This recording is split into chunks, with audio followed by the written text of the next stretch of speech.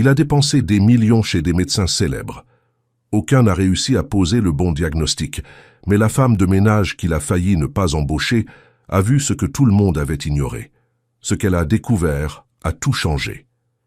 Clarisse descendit du bus, son sac à dos simple sur les épaules, et fixa le haut portail en fer de la demeure Almeida. Elle vérifia l'adresse 3 fois, ressentant toujours cette même oppression dans la poitrine lorsqu'elle entrait dans des maisons où le luxe semblait crier qu'elle n'y appartenait pas. Pourtant, elle respira profondément. Elle avait besoin de ce travail. Depuis qu'elle avait perdu son dernier emploi, elle enchaînait les extras, les journées mal payées et les humiliations silencieuses. Cette offre promettait de la stabilité. C'était du gros ménage, mais le salaire était bien trop élevé pour refuser. L'interphone grésilla. « Oui ?» Clarisse se présenta. Il y eut une pause gênante, assez longue pour lui faire penser qu'on allait la renvoyer sur le champ. Le portail s'ouvrit. « Vous pouvez entrer, suivez l'allée. » Le jardin semblait irréel. Fontaine en marbre, arbres parfaitement alignés, silence excessif. Clarisse marcha, en essayant de ne pas avoir l'air ébloui. La porte principale s'ouvrit avant même qu'elle ne touche la sonnette. Donna Elsa apparut, posture rigide, regard acéré. « Je suis la gouvernante. Monsieur Fernando va vous recevoir. » Pas de questions, pas de sourire. Le bureau était vaste, froid, avec des piles de dossiers et de résultats d'examen éparpillés sur le bureau. Fernando Almeida leva les yeux, fatigué, creusé. Il avait un peu plus de 30 ans, mais portait un poids qui vieillissait son visage.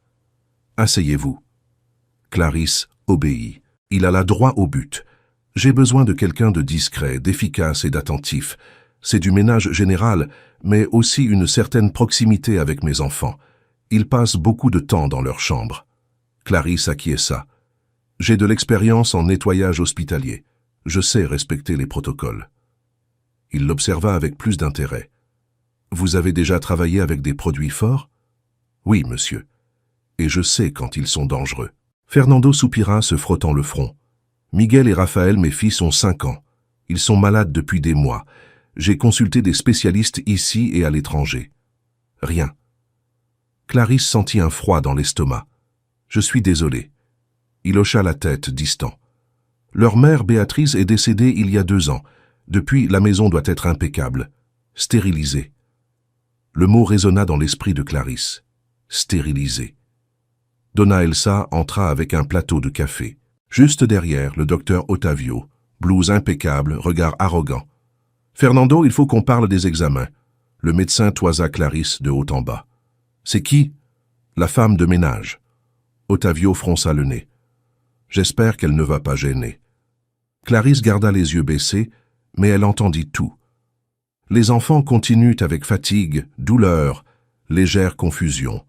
Rien de concluant. Le médecin sortit, laissant derrière lui une traînée d'impatience. Fernando se leva. « Je veux que vous rencontriez les garçons. » Ils montèrent au 2e étage. La chambre était grande, fenêtres fermées, air lourd malgré la climatisation. Miguel et Raphaël étaient couchés, pâles. Clarisse ressentit quelque chose d'étrange, une odeur chimique subtile. Elle ne dit rien. Elle observa. Raphaël tenta un sourire. Miguel tourna le visage. Fernando parla doucement. Ils passent des jours comme ça. Clarisse s'approcha juste assez pour ne pas envahir leur espace. « Salut. » Raphaël répondit. Miguel resta silencieux. Clarisse remarqua la différence. Miguel semblait aller plus mal. Plus tard, tandis que Donna Elsa lui expliquait la routine, Clarisse prêtait attention aux détails. Les produits de nettoyage se trouvaient au sous-sol. « Nous utilisons ce qu'il y a de mieux, » dit la gouvernante. « Monsieur Fernando l'exige. » Clarisse lut les étiquettes en rangeant l'armoire. Un nom attira son attention. Glutaraldéhyde. Son cœur s'accéléra.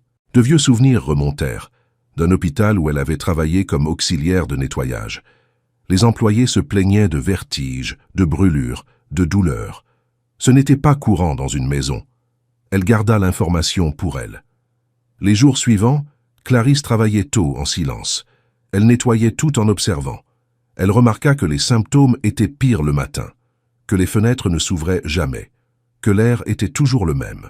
Le docteur Ottavio venait tous les jours, l'ignorant complètement.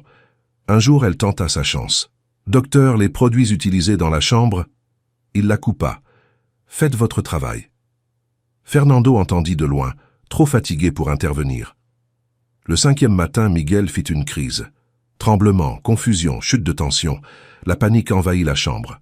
Ambulance, cris contenus, Raphaël qui pleurait. Clarisse aida comme elle put, gardant son calme. Fernando partit avec Miguel. Clarisse resta avec Raphaël, le serrant dans ses bras jusqu'à ce qu'il s'endorme, épuisé. Cette nuit-là, Clarisse fit des recherches. Elle confirma ce qu'elle craignait. Une exposition prolongée au glutaraldéhyde provoquait des symptômes compatibles. Il fallait parler. Quand Fernando revint de l'hôpital vaincu, Clarisse alla droit au but, respectueuse. « Monsieur, je peux me tromper, mais je crois que le problème n'est pas chez les garçons. Il est dans la maison. » Il la regarda, incrédule. « Comment ça ?» Elle expliqua, cita le produit, les vapeurs, la chambre fermée. Fernando se passa la main sur le visage. Otavio a écarté cette possibilité. Il a écarté les maladies environnementales courantes, pas celle-ci. Silence. Le poids de cette possibilité s'abattit entre eux. Le docteur Otavio arriva et réagit avec mépris. Ridicule. Clarisse soutint son regard. Faites un test toxicologique spécifique. Fernando respira profondément. Faites-le. Le médecin protesta mais céda. Si c'est négatif, elle part. Clarisse accepta. Si c'est positif, on sort les enfants d'ici. Les résultats prendraient 2 jours. Par précaution, Fernando loua une maison hors de la ville. En attendant, Donna Elsa avoua en pleurant qu'elle avait choisi ce produit par peur des microbes après la mort de Béatrice.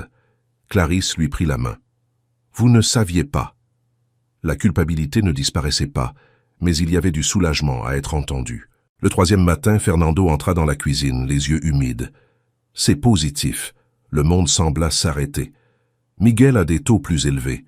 Clarisse sentit ses jambes fléchir. Le docteur Otavio tenta de se justifier. Fernando le congédia. « Merci, nous n'avons plus besoin de vous. » Le médecin partit, blessé dans son orgueil. Mais la victoire fut de courte durée. Miguel refit une crise, réaction au sevrage brutal. Ambulance, réanimation. Clarisse l'accompagna, tenant la main du petit garçon. « Tu vas t'en sortir. » À l'hôpital, les médecins confirmèrent désintoxication progressive. Il y avait de l'espoir. Raphaël demanda si son frère allait mourir. Clarisse ne promit pas de miracle. Elle promit sa présence. Quelques jours plus tard, Miguel se réveilla mieux. « J'ai rêvé de maman », dit-il. Clarisse sourit à travers ses larmes. Fernando observait, transformé. Quand les garçons allèrent mieux, il parla doucement. « Reste, pas en tant qu'employé, en tant que partie de leur vie. » Clarisse ne répondit pas tout de suite, le début demandait de la prudence. Mais quelque chose avait changé pour toujours.